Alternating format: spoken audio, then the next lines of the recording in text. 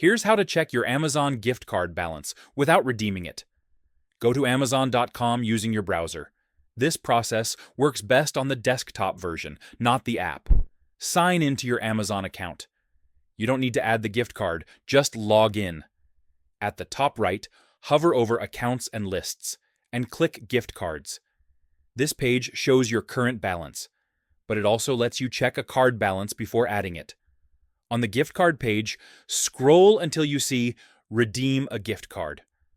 Under the Redeem box, look for a link that says Check your balance without redeeming, or Check gift card balance.